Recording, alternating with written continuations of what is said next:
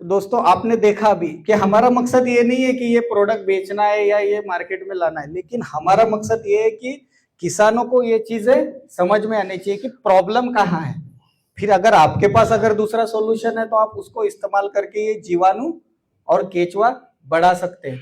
तो ये बढ़ाने से क्या होगा ये तो शरद जी ने बताया। तो इसमें एक छोटा सा एक एग्जाम्पल देना चाहूंगा मैं आपको कि जीवाणु बढ़ेंगे तो खाद तो बढ़ेगी, साथ में ये केचुआ बढ़ेगा। तो 1 एकड़ हमारे खेत में कितना खाद बन सकता है केचुआ खाद। एक छोटा सा आपके पास डायरी पेन है तो एक थोड़ा सा कैलकुलेशन कर लेना कि जैसे सर ने बताया कि 1 एकड़ में कितनी हजार स्क्वायर फुट जमीन होती है, कितना 45,000। तो हम सिर्फ 40,000 पकड़ लेते क्योंकि थोड़ी जमीन इधर उधर हो जाती है।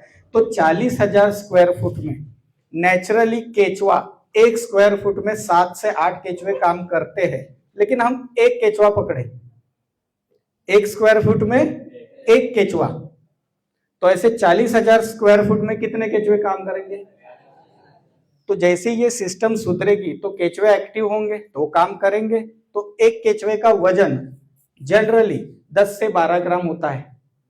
और आपको पता ही होगा कि हर केचुआ, अभी आपका वेट कितना है सर 45, तो आप 45 किलो खाना खाते हैं, लेकिन केचुए को एक भगवान ने बोलो या सृष्टि ने एक ऐसी एक जादू बोल सकते, उसको मैजिक बोल सकते कि उसका वजन अगर 10 से 12 किलो है तो 10 से 12 ग्राम खाना खाता है। 10 से 12 ग्राम उसका वजन होता है, 10 से 12 ग्राम वो मिट्टी या काड़ी कचरा जो भी जमीन में है वो खाता है और उतना खाद बाहर छोड़ता है ना।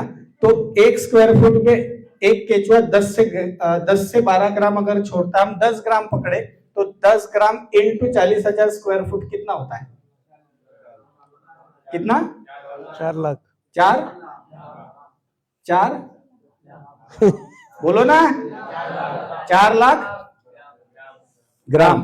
तो उसको 10 ग्राम इंटू 40,000 कितना 4 लाख ग्राम, मतलब 1,000 किलो से हम डिवाइड करें तो कितना हो जाएगा 400 किलो एक दिन का।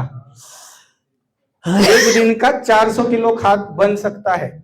अगर हम पकड़े कि हर जगह तो 12 महीने खेती होती नहीं है, एटलीस्ट बरसात के 100 दिन अगर हम पकड़ते हैं और 100 दिन में अगर खेती होती है तो 100 दिन इंटू 400 किलो कितना हो जाएगा 40,000 किलो खाद।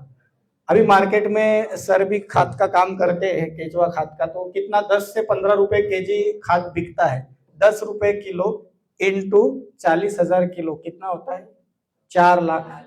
तो 100 दिन भी अगर खेती होती है और ये सिस्टम अगर सुधरता है और केचुआ अगर काम करता है और 40,000 केचुए आपके 1 एकड़ में अगर काम करते हैं तो 4 लाख का केचुआ खाद अगर 1 एकड़ में हो रहा है तो हमें बाहर से यूरिया डीएपी ये वो डालने की जरूरत है क्या, नहीं है ना। तो अगर आज कोई भी किसान 1 एकड़ में 4 लाख का खाद खरीद के डाल सकता है क्या, नहीं डाल सकता ना।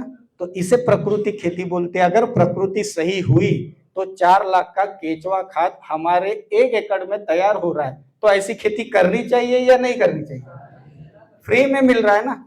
एक बार आपको 5 से 7 साल हम बोल रहे, अगर आप गोबर की खाद अच्छे से सड़ा के डालते तो गोबर के खाद से भी ये पॉसिबल है, लेकिन उसको समय लगेगा। तो वो हिसाब से अगर ये आप डेवलप करते हो और सिर्फ बरसात में खेती होती है तो 4 लाख का गोबर खाद जगह पे तैयार हो जाएगा। जहां 2 बार होती है वहां 7 से 8 लाख का होता है। 10 लाख का खाद साल भर में भी हो सकता है जहां 12 महीने खेती होती है। तो इसी तरह है कि ये पूरा समझ के आप इस पे इम्प्लीमेंट करें और खुद के खेत में ही खाद का कारखाना शुरू कीजिए। थैंक यू, धन्यवाद।